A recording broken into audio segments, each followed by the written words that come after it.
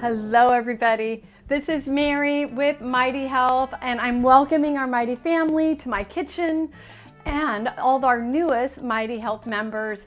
You guys are especially welcome. We're so glad you can join us today for our recipe redo. We're gonna make something hearty and healthy. It'll be so warm and good in your tummy. It is a chicken stew.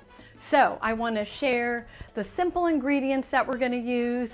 Everything's healthy, nutritious, lots of protein. You won't be hungry at the end of this meal, and it's going to make great leftovers. So let's get to the main event. We've got lots of yummy ingredients for this chicken stew. Of course, the main one is going to be our chicken. I've had it, I used about 3 chicken thighs for this one, and I cut them. I put a little salt and pepper on them. They're all ready to go. It's about 1 pound of chicken. The 3 chicken thighs I had were a little big. It must have been a really large chicken, and it's a little over 1 pound, but all the more protein for you. So I used a little salt and pepper on that. We're gonna saute it in some olive oil. I like to use, this one's a great one, I'm sure. Lindsay knows some others. In fact, Lindsay is here, and if you guys don't know her yet, she knows a lot about the nutrition part of this meal. So welcome, Lindsay, and feel free to chime in. I'm excited. This is going to be a good one. Yes, let's do it. Yeah, great. Okay, so we've got our main player, and we're also going to use some aromatics. That's kind of like the onion, the celery, the carrot. That's right here. I've got 1 onion, 2 carrots, 2 celery. They're ready to go. We're gonna cut those up a little later. And then we're also gonna use some garlic.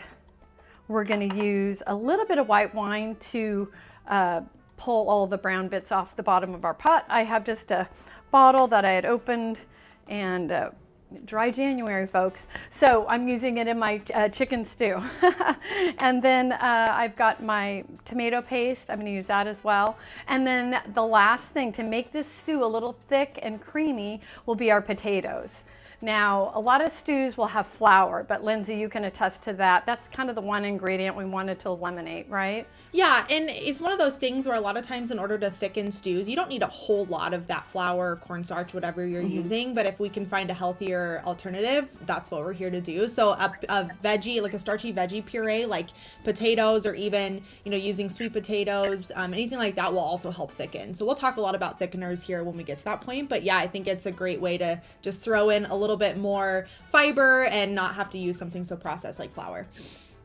Right. And that starch in those potatoes that we're going to use in particular, they'll give it that thickness. You can always pull a few out and mush them up a little bit, or use an immersion blender, but we'll get to that as well. Okay, I'm going to get started. I've got my heavy bottom pot. Mine's about 5 quarts. I'm going to take my pound of chicken after I get my olive oil going. I'm going to drizzle a little bit of olive oil. I think it calls for 2 tablespoons. I like to eyeball this part. Nothing wrong with eyeballing it, right?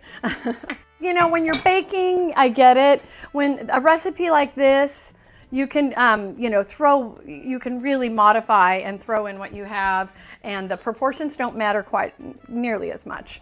So now I'm gonna take my chicken, got my olive oil sizzling, and I'm gonna just scoop it into my pot. You might hear the sound effects. It says to work in batches.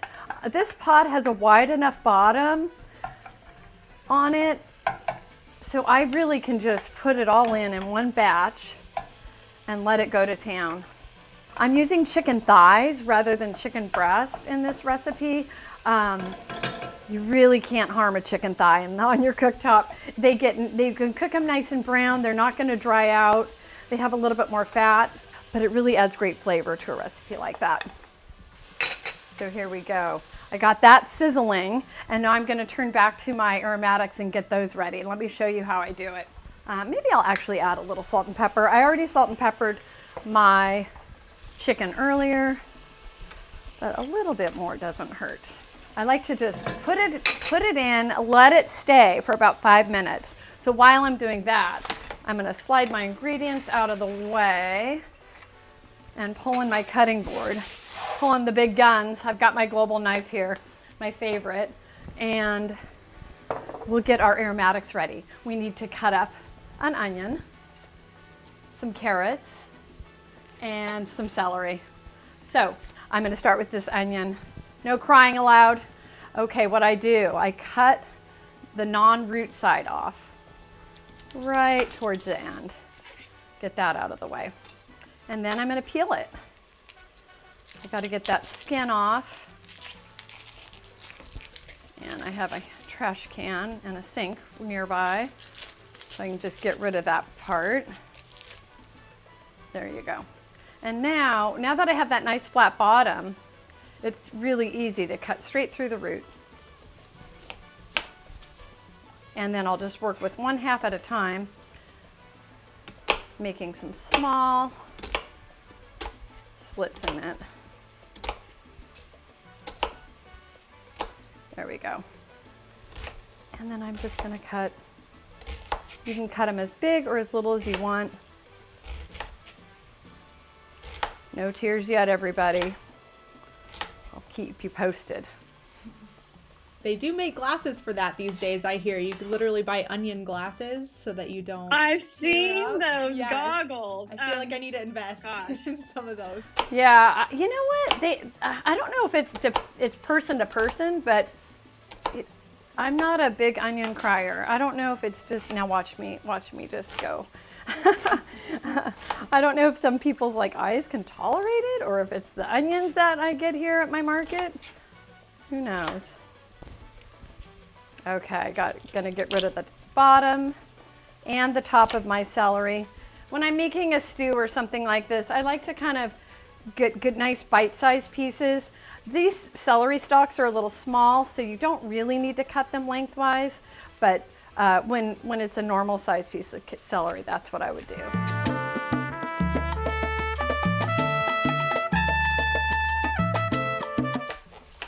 Okay, we got 2 out of our 3 players. Get ready there.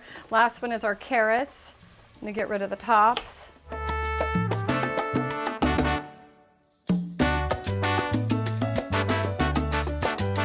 Okay, those are all ready to go. Let's go check on our chicken. So I'm getting that side that's been browning on the bottom. Whoops, fly away chicken there. And I'm gonna just turn it over. Let's see if I can show you. You need a little angle on that. I've got some nice cooked pieces here, and I'm just gonna let them brown on the other side now. Lindsay, does it matter on the chicken thighs if using the chicken breast versus thighs? No. For Chicken our is such a purposes? lean protein that even the fattier parts of the chicken, you're not getting a ton of fat from it. So you can use thighs, breasts, really anything that you prefer, because like I said, it's such a lean meat already. Yeah, and when I started with this chicken, I bought the skinless, boneless breasts, and then I trimmed a little bit of the fat off and cut it into those pieces that I showed you at the beginning. And it says, the recipe calls for about a pound, and like I said, this ended up being a little bit over a pound. But that's looking great. So what I'm gonna do, now that this chicken is browned, I'm gonna put it onto a plate, set it aside, and then we'll be able to cook our aromatics. So let's do that.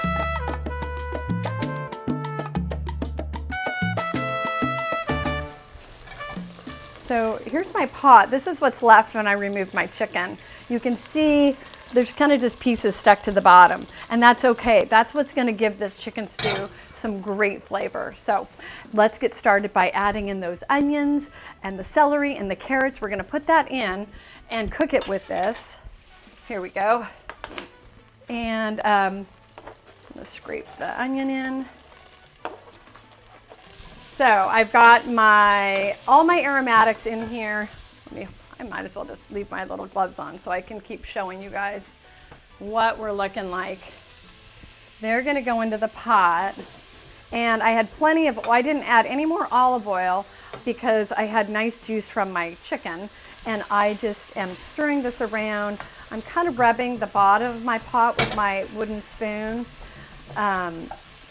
just so that the pieces at the bottom don't get too browned, but The nice and brown is good, and we'll get them up in a second with our wine. I'm going to be adding some white wine to this in a little bit, but you could also use chicken broth for that part. It's not, the wine's not necessary. Yeah, like Mary said, the wine is an optional thing. I mean, I know, when you cook, obviously when you cook it, the alcohol gets cooked out for the most part, but then you're also left with like some unnecessary calories. So if you're trying to avoid the wine, low sodium chicken broth is great, but if you want to add the wine, it's not going to be like, it's going to be fine. It'll be a great addition to the recipe as well. Yeah, I just happen to have opened, bottle going to waste, and so I just thought, let's do it. Okay, I think it's ready. Now, I'll try to show you what it looks like. My recipe calls for half a cup, anywhere from a quarter to a half works. And you keep the nice heat on there when you do this. What you do is just dump it over. You're going to hear it first. I'll show you, don't worry. And now, I like to, some people like to put the garlic in before they do that. I like to do it after because garlic can burn. So I'm going to go ahead and add maybe two to three cloves of garlic, depending on how you like your garlic or how garlicky you like your food. I have this great garlic press where I can just drop it and press it even with the skin on. I also do it the old-fashioned way. I love to cut garlic by hand as well, but today I thought this might be an easier method. I'm going to go 2 cloves. Good thing these oven mitts are easy to manipulate. So there we go. I've got my garlic. Doesn't that look yummy? And then I'm going to add some tomato paste. I often use the little cans, but I find I end up needing a tablespoon, and then the rest goes to waste. So I like to just squeeze a little bit of this one in. This is made by Moody. I found it just on the grocery shelf near the tomato paste, and I'm going to do about a tablespoon or 2. I like the tomato flavor, so I'm going to go 2 tablespoons, and I'm eyeballing that. You can also use a measuring spoon if you'd like. Now that is perfection.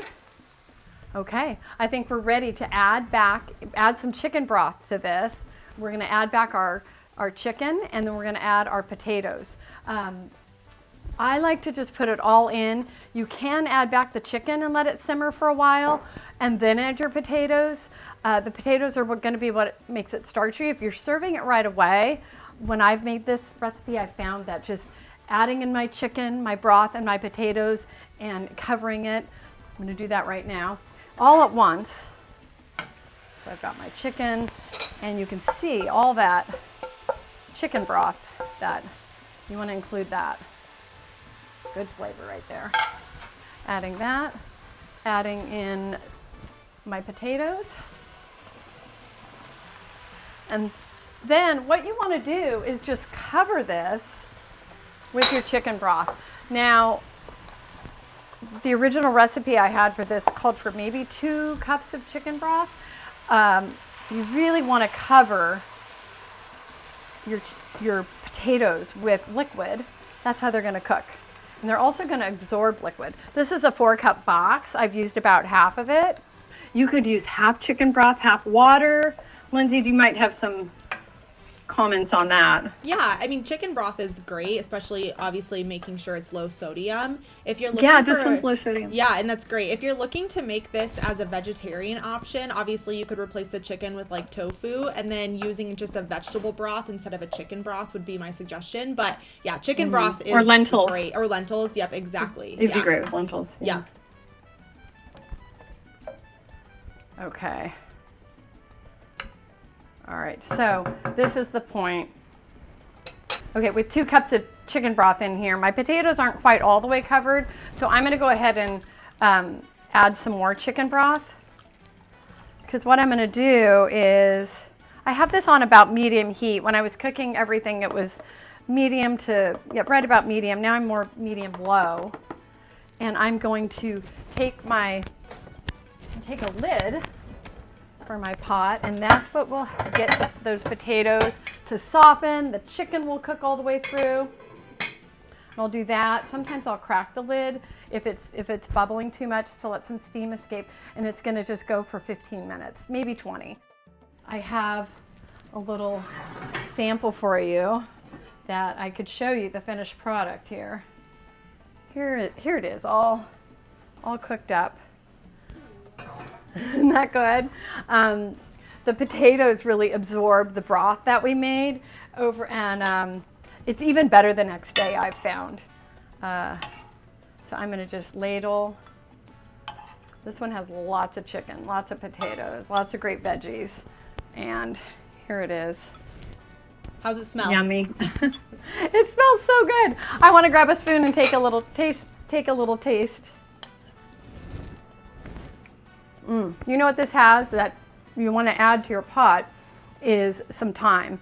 And I didn't put that in there yet, but while it's simmering, I'll add some thyme to that. I can really taste that flavor in here.